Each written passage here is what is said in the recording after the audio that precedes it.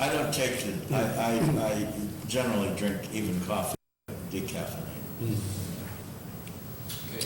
Well, each to their own taste. Okay, I think we're ready to go. Some people need a jolt or to wake up. Others people don't need anything. They can just do a little Zen meditation and they're set for the day. Absolutely. I need a little of both. Well, tea has caffeine in it too. Even green tea has a caffeine is a useful product. You know, all these wonderful organic natural compounds, all these plants that are martyrized, burned up tons of cocaine and things like that. Well, it's actually a miracle plant that this actually could grow in nature. And the Peruvians chew the leaves, and then they're not hungry all day. Peruvians as well. You know. So, tell us about your filmmaking, Kenneth. You're on the spot now. Well, I'm not really on the spot. How I can evade. Of course. I can evade a lot of things. You're an artful dodger. But What about fireworks? Did that have a script? well, let me just say that I was raised in Beverly Hills and Santa Monica, where I was born, and I grew up in my family. My father was head of the electronics department at Douglas Aircraft, one of the 12 founders of Douglas, with Donald Douglas in Santa Monica. And at that time we lived there because he only had to go 15 minutes to be at work in a car. We lived on the north side of near San Vicente on 10th Street. And when Gloria Stewart started being successful, she sold her house to my family. And this was her family house on 10th Street. Gloria Stewart of Old Dark House and Kiss Before, and and that all those Universal pictures that she was in, many from James Whale, who loved her. And I could walk down to the Criterion Theater and see serials that I loved. You know, I'd go every Saturday matinee to see Daredevils of the Red Circle, William Whitney, or Captain Marvel, or Flash Gordon, that I loved particularly because of Buster Crabbe. And I was very disappointed to find out he really had dark brown hair, and he was bleached blonde. I thought, because I've always adored blondes. And then I found out it came out of a bottle of peroxide. And he hated it too. He hated all that. But, you know, Flash Gordon in the comic strip was very blonde, very Nordic, you know, like Siegfried. Well, I grew up, my grandmother would sometimes I went with her because we had the same taste. She loved Busby Berkeley. We'd go together. She loved George Arliss. She took me to all the George Arliss films, and I adored George Arliss, and I could even imitate him. And he had the crookedest teeth. I said, why didn't he get his teeth straightened? Because he kept showing all these fang-looking teeth that went this way and that. And she says, well, he's just a natural man. He didn't need to be a pretty boy like Cary Grant or something. Because he was a great actor, you know, and he was Disraeli, and he was, Cardinal this and that and so forth. And he was always different, but himself, George Arliss. And he was a wonderful one, like The Man Who Played God. It was my favorite film as a kid, where he's a concert pianist, and he gets deafened, and an anarchist sets off a bomb under his piano. And he gets deafened. And then he learns to read lips. And so he's overlooking his apartment on Central Park in New York. And he watches with binoculars, and he can read the lips of these lovers sitting on the park bench. And then he'll send them down $1,000 from the sky. You know, here's an envelope, you know, it'll take care of your problem. And they said, oh God, a miracle God, you know, the man who played God. What a script. And of course, he said, I want this girl. Warner Brothers said, She has pop eyes. She's an ugly thing. It was the young Betty Davis. Her first picture, he insisted on her. And then once she gave such a good thing, her career was on the way. And if he hadn't helped her out, it probably would have taken longer. She would have made it, but it taken a little longer. She was an unusually looking woman. She wasn't your typical kind of wax doll, which they really wanted. But I was very influenced. I knew all about Hollywood films, and I said, well, why can't films be more like my dreams?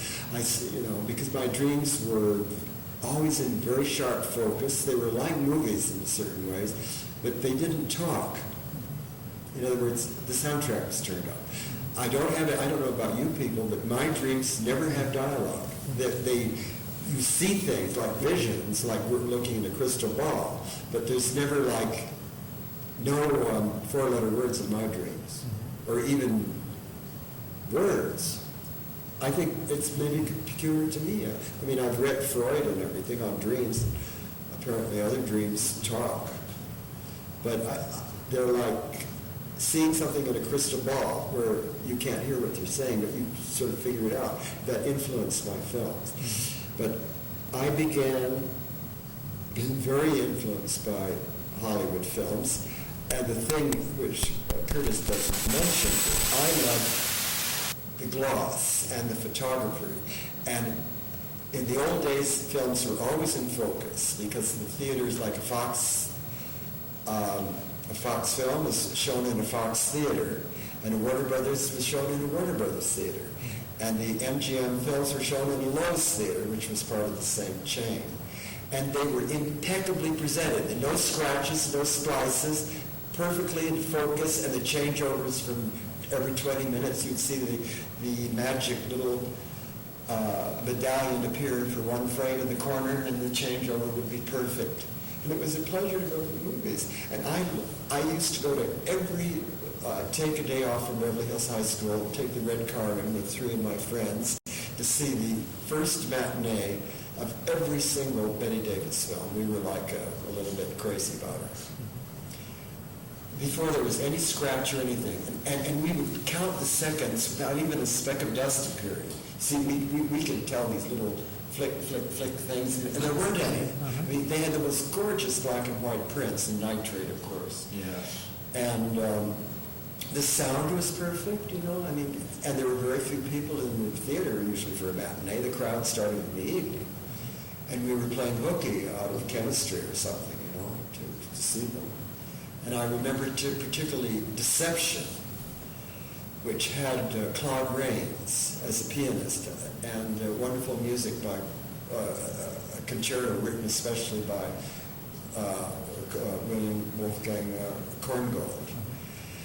And the illusion of him playing, of course he couldn't play a note, but I mean, the way they do in a movie where it looks like the whole acting thing. And of course then there was some lurid things happened. It was this real, but you really got caught up in it, you see. And the deception, all kinds of deceiving things were going on. You see, and I said, well, it's just like life, isn't it? Because it's just like Beverly Hills High School. And because I must confess, the reason I got an A in chemistry is because Groucho Marx's daughter, who sat behind me, just passed me her notes. She knew I was struggling over the test, and she says, here, come. She just, we were very, this sleight of hand. And so I just copied her notes. And the teacher never figured out, how come these 2 people sitting next to them always got A's in chemistry? And I'm sorry I didn't really learn it, but the reason I didn't was that they were filming Song of Bernadette in the lot next door, and I could look out and see Jennifer Jones on her knees praying. And believe me, that was more interesting than chemistry, even though none of the other students paid any attention. These were Beverly Hills kids. Well, a movie star, who cares? They said, well, she's the girlfriend of Selznick. Or, I don't know, they weren't married at the time. It was before they got married. No, but he was boffing her. Oh, yes, definitely. But he obviously loved her dearly because he sure put her in a lot of movies. And that was the whole thing. And of course, sometimes it worked, sometimes it didn't.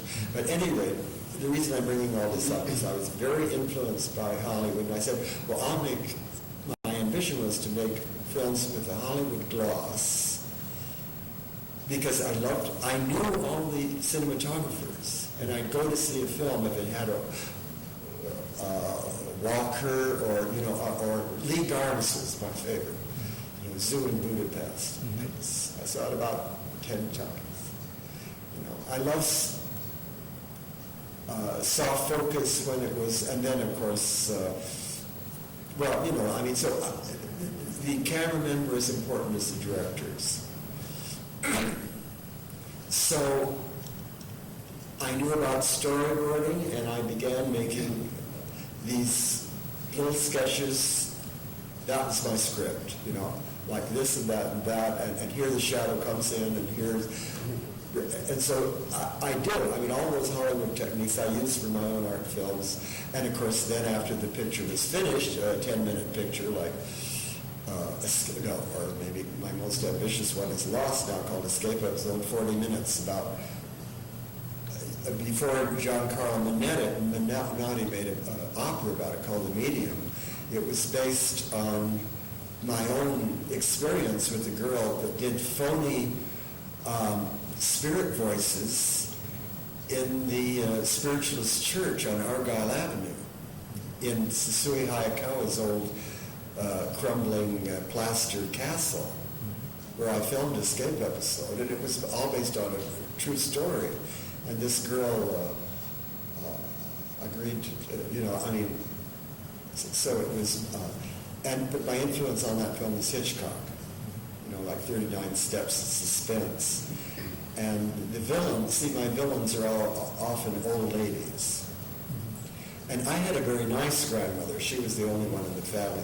And so I projected a shadow old lady who was really a frightening creature, like maybe the witch in Hansel and Gretel or something. But in my real life, I never experienced any. I got along well with old ladies. I didn't get along well with my mother because in a fit of temper, she said I was an unwanted child. And then I went to my sister and I said, is it true that I'm a birth control accident? She said, yes. Your mother was nearly 40 when you were born and you were never supposed to be born. That's why we don't like you. Terrible, I never do that. Well, both my older brother and sister, look, I was called the Vasistas. What is this? Why? Because my brother is 10 years older, my sister's 12. There's a big gap, and then I came along, and apparently my father got a little carried away, and a condom failed or something. Who knows? But I was called the birth control accident. And my grandmother was the only one I had defending me in the family. See? But so I was doing storyboarding. I also had a thing that I could control my dreams to the extent now I will pretend the movie's finished and I will play it in my mind as if it's my own private cinema, my own private, like I've been in some director's screening rooms, where you had these big plush leather chairs, and then the red wire goes up in the ceiling, like at Albert Lewin's house, and then there's a screen. The pretension of hiding the Hollywood screen like a dirty secret behind a multi-million-dollar oil painting.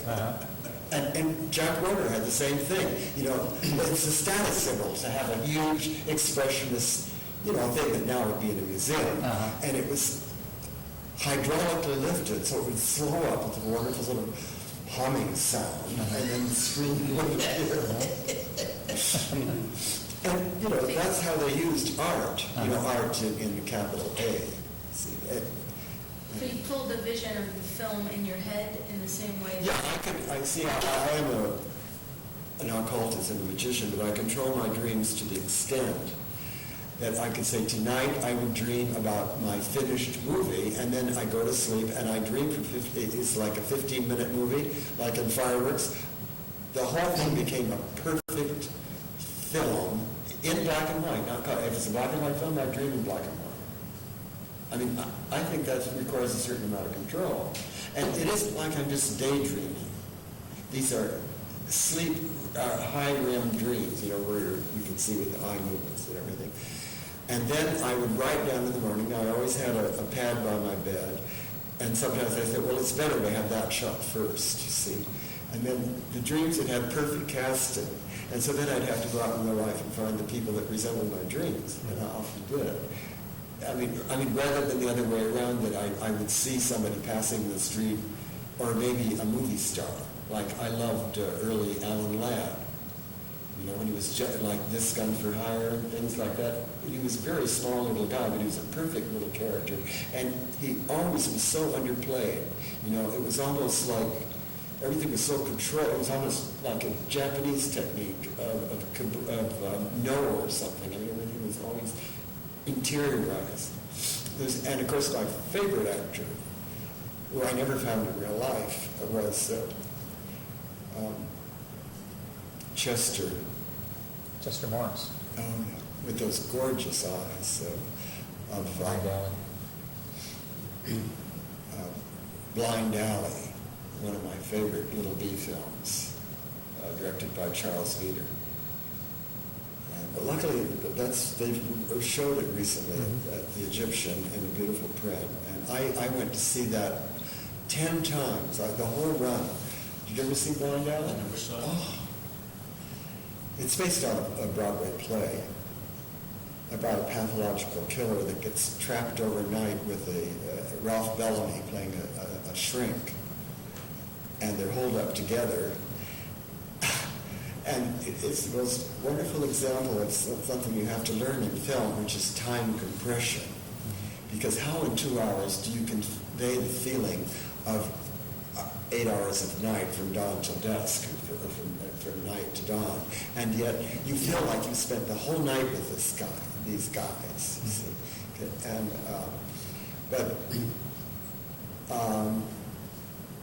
after I finished the film, usually I threw away the sketches and everything. So the only ones that are preserved are for my film Puce Women, of which I was only able to get enough money to make Puce Moment. But it was supposed to be an hour long, and it was based like 12 women, and I found them all. Beginning, one woman represented sleep, another one dawn, mid-morning, noon, afternoon, twilight, and night. I mean, it was so perfectly plotted, but I could not get the money from my parents. My parents could have easily bankrolled this film on 16 million. And my grandmother slipped me a little money, but and she could have bankrolled it too, because she bought my Bell and Howell camera and everything. But I was beginning to act up as show my independence. Like my grandmother said, she said, can you imagine when you're 15, 16 years old, a curfew of 10 o'clock? Or the front door will be locked and we'll sleep outside on the porch? In other words, they were trying to they sensed a certain wildness in me, though they never saw it because I never showed any of that at home. But I was spending more and more time away from home and discovering interesting worlds on my own. And finally, it's part of the thing of being a rebel, and every son has to be a rebel at some point and show his own personality, his own independence, and sort of, kill the father. It's inevitable. Or particularly, my father being a German American with very rigid ideas.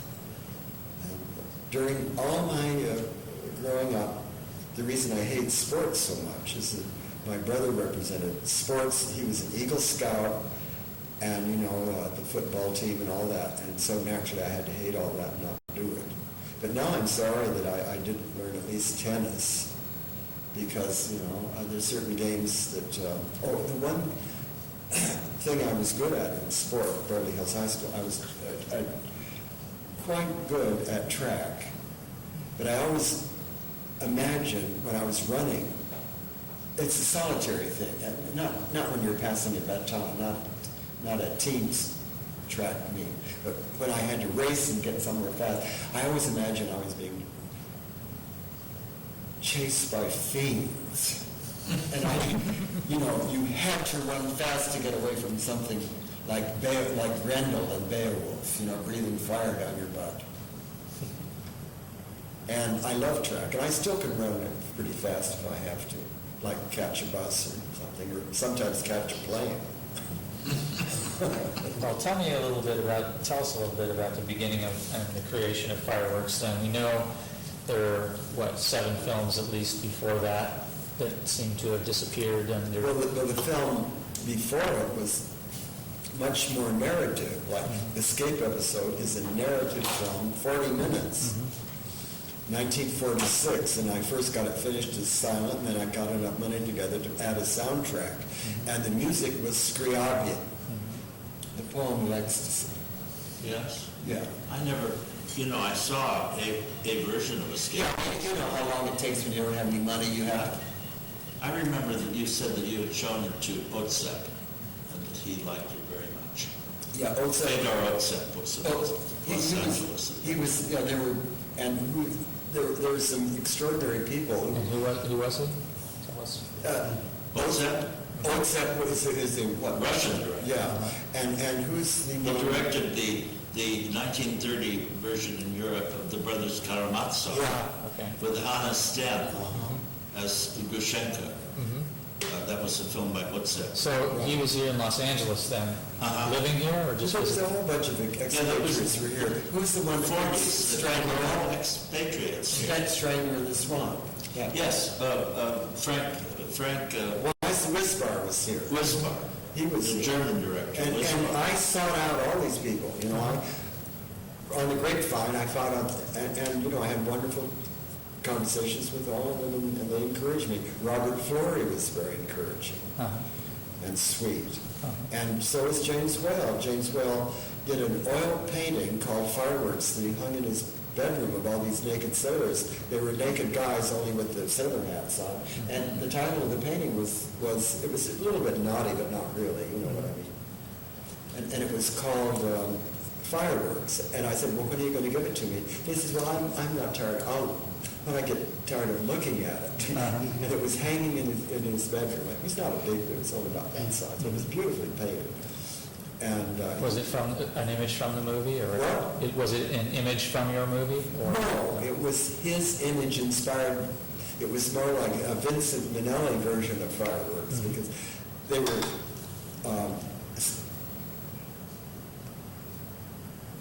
physical young men, handsome young men with, it was before bodybuilding, but with lithe, handsome bodies, wearing a sailor top and a sailor white hat, nothing below, wading out in the waves.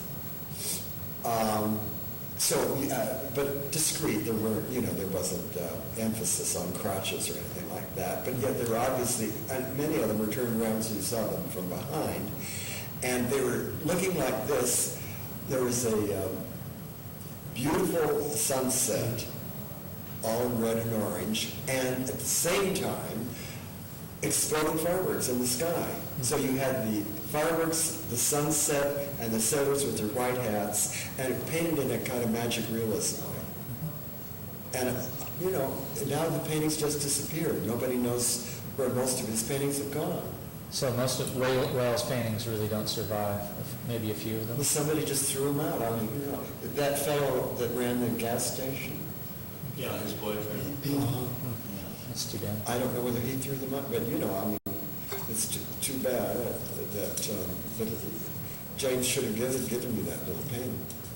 So fireworks, At least taking a photograph of it, which I Oh, yeah. it's a bit of a departure, isn't it? I mean, with fireworks, you began working in a different vein. I mean, you began making these films, which were more dream films in a sense than the narrative. Well, Escape Episode was very much a dream film. It was about this girl living with her aunt, who was a phony spiritualist medium, and the girl was doing the voices, hidden, of the dead children.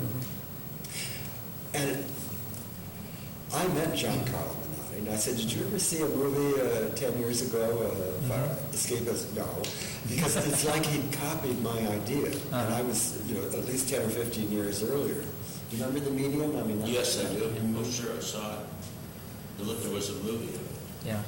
Well, I know that in the 30s. But I was influenced by Hitchcock, and it had a lot of, like, Hitchcock, like in The Birds, someone is moving up the stairs, and then you have a subjective camera where it's a parallel tracking shot, as if your eyes were looking at the bird sitting on the fence or whatever it happens to be.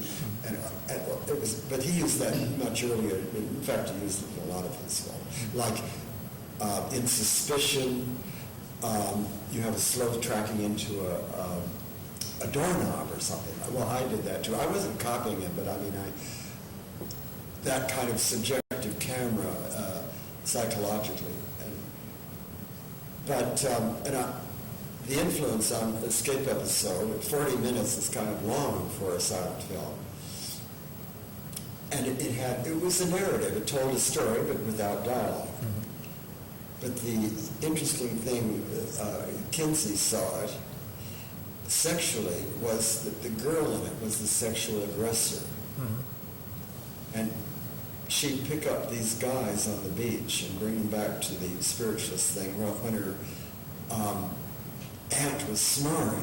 You see, it was a silent film, but I suggested that the aunt was snoring, because I'd show her with her dentures in a glass by her bedside, the old mean spiritualist aunt, the phony medium. And then you can see her doing that sort of sleep apnea thing. And this is practically in the dark. Well, she would bring these guys that she'd meet on the beach, often sailors or military people, and it had that little feeling of being in wartime, and sneak them into the devil up to her little bedroom. And then they'd stand there and they were like shocked because it was spooky in there. And they didn't like that too much, even though this was a young teenage girl that was bringing them in. And so then they'd sort of stand there like, what is this place, because it did look creepy. This was the real spiritualist church where I filmed it on Argyle.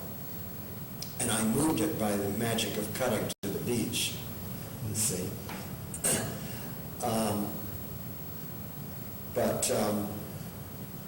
So she starts to undo the buttons, and she undresses the guys, and they don't even know what's happening. Suddenly their shirt's off, and then she's caressing their, and that's the opposite of what's supposed to happen heterosexually. I mean, usually it's back in, like when I was a teenager in Beverly Hills High School, there was this whole ritual of the guys would, have these conferences. How do you unhook those bras? Those metal hooks? Gee, that's hard. What did they do? Sew themselves in, But it was the opposite of that. Because it's easy to take off a guy's shirt. Of course, it happened one night. Clark Gable has an undershirt underneath, but mine never had undershirts. And I had the top football player at Beverly Hills High School as a boy, Bob Jones, and his father ran the chicest, most expensive veterinarian doctor for the dogs and cats of the movie stars in Beverly Hills. And I think it's still going, the Jones Veterinarian Clinic. I think it's continued. That was very nice because I didn't drive or have a car, and Bob already had a convertible. They were well off. And so he was not only my male star, but he was my transportation. And he was so sweet. Later he was drafted. went into the military at the very end of the war, World War II, and he came back from boot camp. He said, "Hey, how do you like my new cut?" He had a buzz cut after boot camp. I said, I said, you know, I liked it much better when it was all slicked back with Brill cream, the old that way. But I had done, you know, that whole thing was storyboarded. It didn't have dialogue, but it was a story. Beginning, you know, the girl unhappy with her aunt, trapped in by the grown-ups being oppressive. I mean, symbolic, but in a way, you know, down to one person. And then with the implication of the repression of natural free sexuality. Because I had adored D.H. Lawrence. Before I read Eddie Crowley, I'd read all of D.H. Lawrence, and I loved it. And everything from Lady Chatterley's Lover to,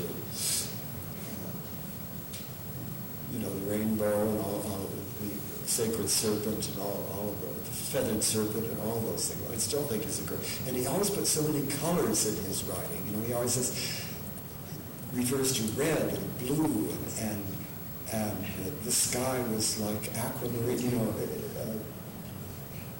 Lawrence is full of. I mean, he had to write those colors in like Crayolas. But these are all stories of sexual liberation. Yeah.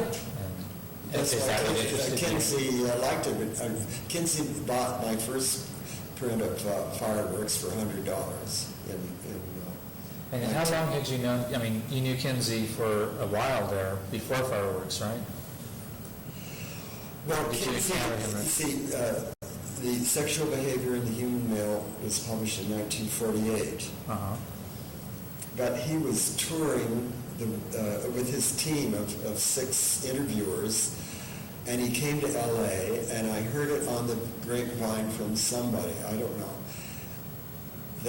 and then we met, and he was staying at the Biltmore in downtown L.A., and yes, I will be interviewed, and how old are you, and yeah, show me your, and I had to have the, you know, I wasn't I wasn't a baby or something. I mean, in other words, So he approached you then? He found you out in the Definitely. He'd heard that I would have an interesting history. And so he interviewed me 4 hours with his code. He had this thing, and he'd mark a little thing on it. It was all very subtle. And he was absolutely charming. He's the only man that I have ever met that I would unhesitatingly vote for him to be President of the United States. I think he would have made a great humanitarian president, Dr. Alfred C. Kinsey. But he died at 61 from a heart attack from overwork. And Bill Condon has just made a film about it. Which I'm uneasy about. It was based on a biography written by an Englishman. I see. And I didn't see it. Didn't Condon do Gods and Monsters? Yes. And I didn't like that because of the reasons that I told you a long time ago. Like that this ridiculous scene with the sort of pantsy reporter. I know, it was just terrible. And of course, James would be, the whole premise, he was working class English who assumed the identity of a country gentleman. When he came. And he would, this assumption with the accent and everything, and he pulled it off very well, and he became that upper class thing, which he in real life never was. But he wouldn't have made a pass at a gardener. I mean, that's so false, you know. And that was the whole premise of the movie. The gardener was the kid with the gas station, is that What? right? The gardener was the kid with the gas station in real life? Well, no, but Something like that? No, the book was entirely apocryphal, you know. yeah, It was just a based complete on work of fiction from the get-go. but using real names. Yes, and for instance, he had 2 female servants, not one, as in the film. And both Curtis and I had dinner at his place. I remember for dessert, it was candlelight, a big long table like this, and the dessert was the most impressive thing, because at that time we had a wonderful ice cream shop on Sunset Boulevard on the Sunset Strip called Will Wright's. And dessert was a big tray full of huge scoops of a rainbow-colored, all very artistically arranged, of big scoops of ice cream, each a separate scoop in color. Yeah, this Very is artistic. incredibly rich ice cream. Yes, absolutely. Even one spoonful, and this was enough, for calories for a year. But I think we finished him off. I don't know. I certainly had more than one color. I know that. He was a dear, dear man. Yeah. Wonderful man. And he was already retired from the business by the time I met him, and I think you too. Yes, absolutely. And did he voluntarily talk about his work in Hollywood to you? Or? A little. Because you toured in Europe with him. Yeah, well, I met him. I mean, when he came, after I was in Europe, I followed Kenneth sometime after Kenneth went to France. And then at some point when I was in France, James Whale came for a visit to Paris, and I have a picture of him with me there in Paris. And I spent some time with him in Paris. And then he went to England. He was going to direct a play. I think he did direct a play in England. That's why he came over. It was called Pagan in the Parlor. It was a dreadful comedy, apparently. I never saw it. It never got into the West End, but he did it in the provinces. The title of it Pagan suggests that it wouldn't get I can imagine. And it starred Hermione badly. And a good comedian. but anyway, the high point of that was that my friend Gavin Lambert and I arranged. We obtained a print of The Old Dark House, and we arranged a screening of The Old Dark House, a public screening. I don't know how the people were invited. I don't remember that, but it was a full house. And you know, it's very hard to understand. They didn't have these kinds of tributes in those days. So Jimmy was so touched. I mean, afterwards, the audience just applauded and applauded. And he was so touched, because I remember when I met him and I told him of my admiration. That's why I met him. He was sort of bewildered by that. I mean, there weren't, Because people crawling out of the woodwork saying, "We love your films, Mr. Whale." He was forgotten. He's retired, and that was over. That was that over. That was that, and he was very modest about his films. He was very, very modest if he talked about them. He was not an arrogant man at all. He wasn't a von Stroheim. I mean, or a von Sternberg. Right. Because they were the epitome of arrogance. Yes, he was the antithesis of that. He played this role of the English gentleman to perfection. In fact, at that time, I didn't know that he was, from a mining family in England, and nor did I appreciate Quite an impersonation. how the British class peg system. you by your accent. Yeah, I the didn't. class system. Something that doesn't exist in America. Well, in other forms. But it's interesting to me that the things that you guys did with James Whale and people like him started to create a sense of history in the cinema that wasn't really certainly you had books about it and things like that, but you were actively involved in a sense in reviving parts of the cinema which were of interest to you, which were not standard. Personal interest. And then I got the assignment of writing the index to the films of Joseph von Sternberg around 1948. Sight and Sound. For Sight and Sound, through Herman Weinberg in New York. And I wrote him, because of my huge enthusiasm, and that's when I purposely interviewed a great many people who'd worked with Sternberg, because Sternberg at that point was living in retirement in Weehawken, New Jersey, across from Manhattan. And he checked the manuscript, but I had no direct contact with Sternberg. And I did that by researching, and I got Paramount to show me some of the films, including the lost film, The Case of Lena Smith. Well, we saw it together at Paramount. Were you with me?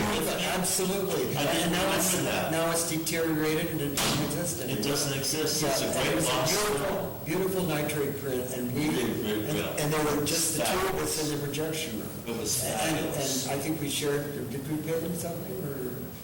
No, I forget. think they did it because I did it as Okay. part of my Oh, yeah, that's research right. for the index. And I remember a scene of her climbing over a wall. Yeah, yeah. And And he had gorgeous cross-lighting and everything. He was a master lighter.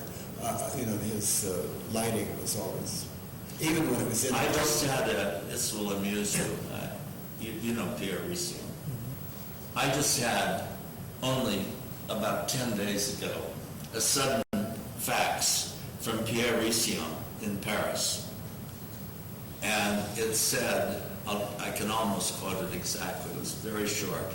It said, have just seen, he'd just come back from the Pordenone Film Festival, that festival of silent films in Italy. Yeah, they have. And he said, films have there. just seen 5 minutes of the case of Lena Smith, discovered in China. It makes me blindly envious of you for having seen the whole thing. Well, about Sternberg film, right from the beginning, the one with the thing digging out the dredge and they filmed in San Pedro. Salvation Hunters. Even that, like they light a candle on this barge, and suddenly the candle's lit, and suddenly you have this fabulous backlighting and all this elaborate lighting, supposedly from one candle being lit, but that's the magic of movies. Absolutely. And I think on that note, we might have to just wrap things up a little bit. 'Cause we Okay. can continue, because next week, the two of you will have a session review. We can kind of get into these things a little bit more. All right. is it still running? Could I just say one thing, Of course. that both Curtis and I were able to do what we did through sheer willpower, because we never had enough money, really. I remember when you were working on Picnic, and he had to go into a public park and cut down some public flowers, because I said, well, Curtis, why don't you go to the local florist and just order some? And he said, I don't have any money. So he sneaked into the, public garden, park, and, it's a misdemeanor. And cut down some I think the statute of and limitations. have big for your funeral scene Yes. Well, it's very true. Kenneth and I never had any backing, any patron. We never, either of us had that, And I remember in my own case, when I was making my first films, that I never had a car. All my other friends had their first cars. I never had a car because every cent that I could get went into the making of the films. just to pay the lab bills. Yeah, and to buy the film, and to buy the props, After all, that skeleton in Fragment of Sea was a prop that I rented at a prop house in Hollywood. And I remember, since I didn't have a car, I had to take the skeleton in a taxi cab. And the takes, when I rode through Los Angeles, all the way from Hollywood to USC. You didn't know. I'm very proud of it. I sat it right next to me. And the double takes. But Wonderful. the shock of the mummified skeleton in Psycho was maybe stolen from your film. You think you might have seen it? Hitch? I have no idea. No, I was last night. I would have accused Yeah, it Mr. certainly reminded me where the swivel shot, where mamas, mummified mamas. Anyway, I just wanted to bring up that financial point, and I think everyone will agree that it isn't like when you're a poet working with a piece of paper and a pen. Or a painter. Or a painter, relatively cheap. where you could have a few colors and a piece of canvas. But to express yourself in movies, even in the simplest terms, requires money, and particularly labs don't give credit. It's cash on the barrelhead. You can't say, well, I'll pay at the end of the year or something like that when you're making a movie. They don't, and besides, they don't even want to be bothered with little individual clients. Like Consolidated Film Labs wanted to, when they saw the fireworks where it was printed, they said, well, this is an insult to the U.S. Navy. I better call the FBI. This was a guy that had only been out of the service for 2 years. And In the lab. yeah, it consolidated in the 16 millimeter department. And then one of the other workers there said, oh, this is just some little kid film. It doesn't mean anything. You know, I mean, he's probably... It was almost confiscated, because he was serious, the head of the lab, and he would never speak to me. I'd seen there, and he always looked at me in a weird way. But they didn't like say, well, we won't print this like it's porn or something. But anyway, it's you know, struggle is good. Yeah, struggle is good. Up to a point. We have had different experiences. My experience was not like that. I always worked within my means and made 65 films and didn't really, but I always worked at a job in order to support my work. So I was behind at the lab a lot of the times, but I was also very good at getting, I had every grant that's out there, very good at getting grants. So you have the magic touch, because I've had a balance with money and film. well, I tried. Yeah. I applied for Guggenheim pretty early on, because I heard that Maya Deren had one. And I was always jealous of her. You know, I said, well, if she can do it, I can do it. And so the horrible thing about it, I had to get 12 people to say he is a serious artist. And this was like mortifying. We have to find 12 people that had some kind of name.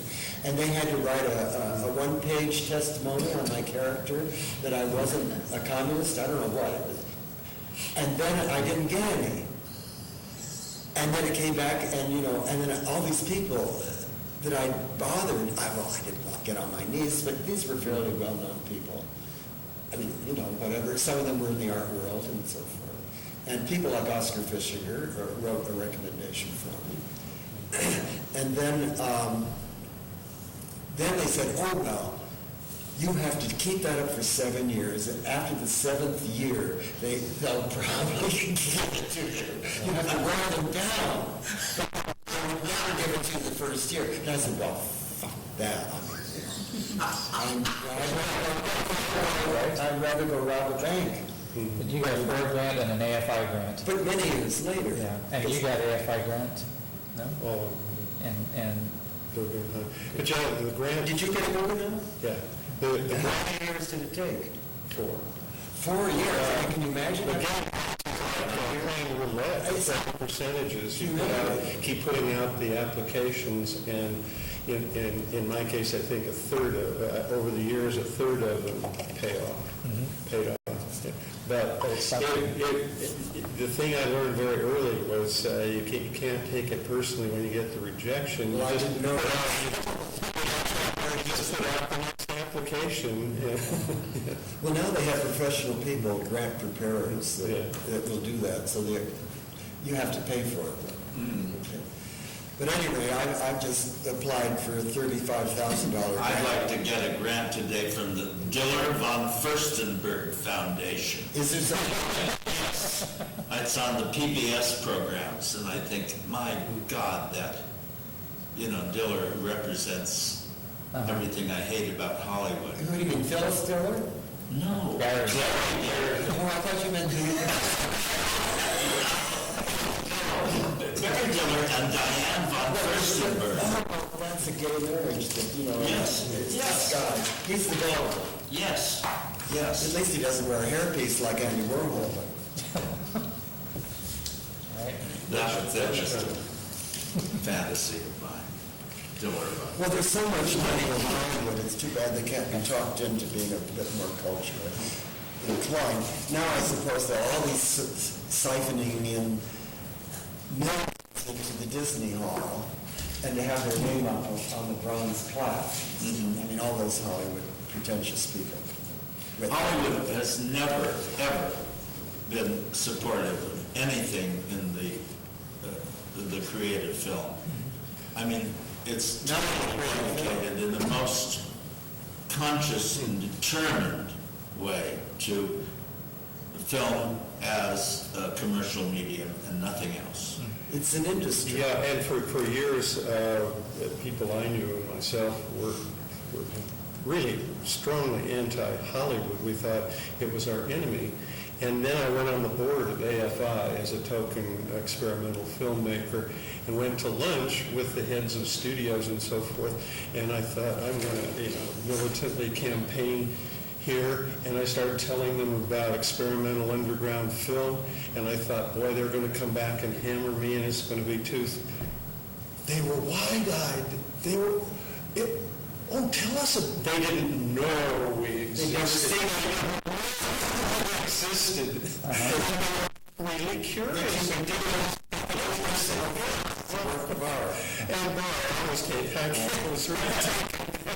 But you see, they'd much rather associate themselves with fine art, like painting, like a museum, like Edward G. Robinson, the name goes up because he, collector of paintings, or Billy Wilder, whatever. I mean, they associate themselves with the quote-unquote fine arts.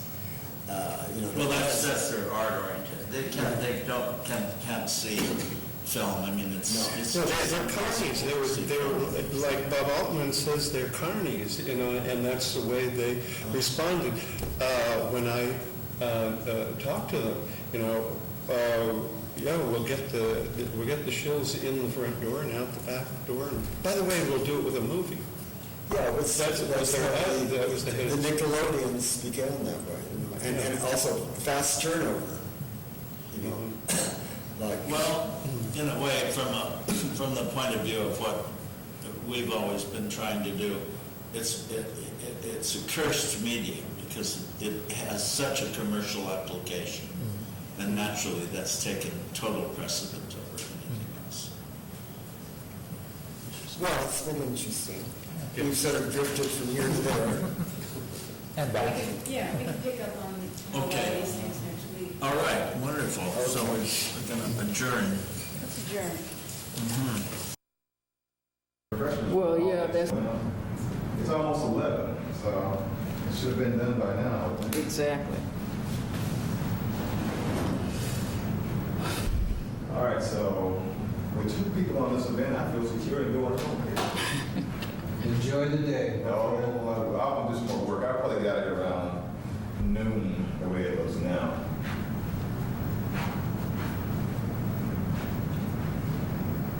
You know what, Steph? I think this is a War 24 that's in here, not a 180. Let's see. I got enough bars in.